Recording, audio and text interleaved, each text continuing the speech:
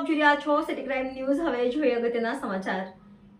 અમરેલીના વડિયા અંતિમધામ ખાતે ગેસ તેમજ ડીઝલ તથા લાકડાથી ચાલતી ચેમ્બરવાળી સગડી દાતાઓના સહયોગથી મૂકવામાં આવી।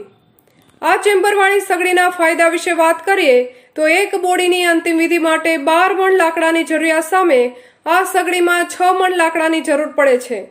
ઉપરાંત એક બોડીને જે અગ્નિ સંસ્કારનો સમય 2.5 કલાક જેવો સમય લાગે છે તેને બદલે 1.25 કલાકમાં અંતિમ વિધિ થઈ જાય છે। આ સગડીને કેળ વૃક્ષના 3 થડને અગ્નિદાહ આપી રિહર્સલ કરાયું અને લોકોને ઉપયોગ કરવાની સમજ આપવામાં આવી।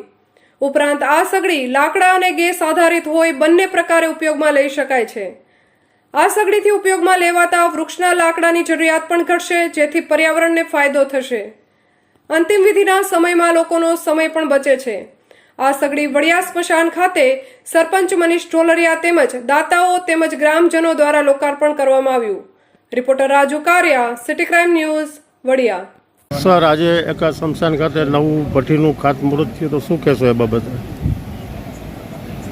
આજે સમગ્ર વિશ્વની અંદર પર્યાવરણ, પાર્કિંગ અને પાણી એ ખૂબ ગંભીર પ્રશ્ન બની રહ્યો છે અને સરકાર માટે પણ પર્યાવરણ અને સંરક્ષણ માટે ખૂબ ખર્ચો દરેક સરકાર સમગ્ર વિશ્વની કરે છે અને ત્યારે હિન્દુ ધર્મ પ્રમાણે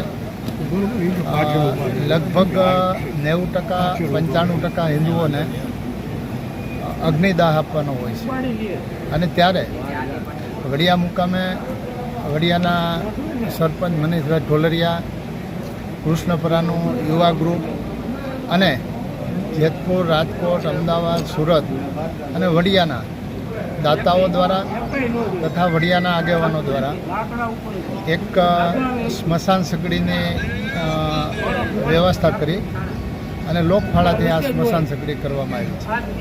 ખાસ કરીને જ્યારે વૃક્ષ છે એ એક નીલકંઠ છે જે કાર્બન ડાયોક્સાઇડ લઈ અને ઓક્સિજન આપે છે અને આ પ્રમાણે સમગ્ર હરતા ફરતા જીવ માટે આ પૃથ્વી ઉપર ઓક્સિજન વૃક્ષો જ પૂરો પાડે છે અને સાથે સાથે જ્યારે વૃક્ષની આયુષ્ય પૂરી થાય ત્યારે એ લાકડા તરીકે કપાતું હોય છે અને હિન્દુ ધર્મમાં જ્યારે મૃત્યુ પછી ડેડ બોડીને જ્યારે અગ્નિદાહ આપવામાં આવતો હોય છે, એમાં જે આપણી સામાન્ય જે અગ્નિદાહની જે પદ્ધતિ છે એમાં લગભગ 12 મણ લાકડું જોઈએ, એટલે 240 કિલો લાકડું જોઈએ છે।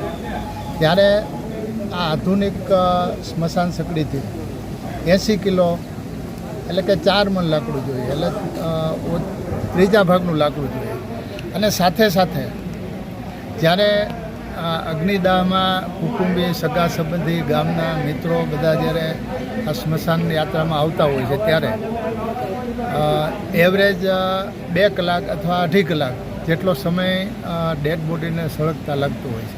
ત્યારે આ સ્મશાન સગડીમાં લગભગ 1 કલાકથી 1.25 કલાક, જેમાં 2.5 કલાક થતી હોય એમાં આમાં 1.25 કલાક થાય, 2 કલાક થતો હોય સમય એમાં 1 કલાક થશે।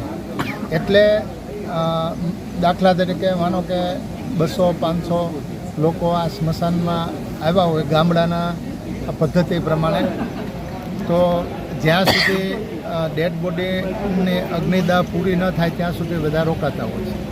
એટલે 2.5 કલાકને બદલે હવે 1 કલાક જ થશે। એટલે સમય, માનવ દિવસ અને માનવ સમય એ પણ બચશે, જેનાથી પર્યાવરણની સાથે સમયનો પણ એક બચત થશે અને જે બચેલું લાકડું છે એને લીધે આપણે વૃક્ષો કટિંગ ઓછું થશે, લાકડું ઓછું કપાશે। એટલે આ ટીમને જે લોકો દાતાઓ છે, જે આ ટીમની અંદર જેણે કામ કર્યું છે, એ બધાને ખૂબ ખૂબ અભિનંદન આપું છું કે પર્યાવરણની જાગૃતિ માટે અને લાકડાની બચત માટેનું જે આ સ્મશાન સગડી આધુનિક બનાવી છે એને બધાને ખૂબ ખૂબ આવકારું છું, અભિનંદન આપું છું અને આ પ્રયોગ સમગ્ર દેશની અંદર થાય તો એનાથી ખૂબ ફાયદો થાય એવી ખાસ વિનંતી અને ભલામણ પણ કરું છું। વડિયા સ્મશાનની ભઠ્ઠી આપણે લાકડાથી ચાલતી બનાવેલી છે. આ ઓછા બળતણ 50% લાકડામાં તમારું કામ બોડી ડિસ્ચાર્જ થઈ જશે. અને જે સમય ડાયરેક્ટ તમે લાકડાની ભઠ્ઠી ઉપર કરતા હોય જૂની સિસ્ટમ પ્રમાણે એમાં 2.5 થી 3 કલાકનો સમય લે છે.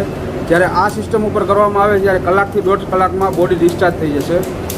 અને સ્પીડમાં બોડી ડિસ્ચાર્જ થઈ જશે, ઓછા બળતણે થશે અને પોલ્યુશન પણ જે નોર્મલ જૂની ભઠ્ઠીની સિસ્ટમથી તમે કરો છો એનાથી પોલ્યુશન પણ ઓછું થઈ જશે. લાકડાની 50% બચત થઈ જશે આમાં. અને આ જ ભઠ્ઠીમાં આપણે ભવિષ્યમાં ગેસ કે ડીઝલ ઉપર કન્વર્ટ કરવી હોય તો એવી 2-in-1 ટાઈપની ભઠ્ઠી બનાવેલી છે. તો ગેસ ઉપર કે ડીઝલ પણ કરી શકો છો. જે તે સમયે લાકડાની અછત થશે તો તમે આને ગેસ કે ડીઝલ પર પણ લઈ શકશો.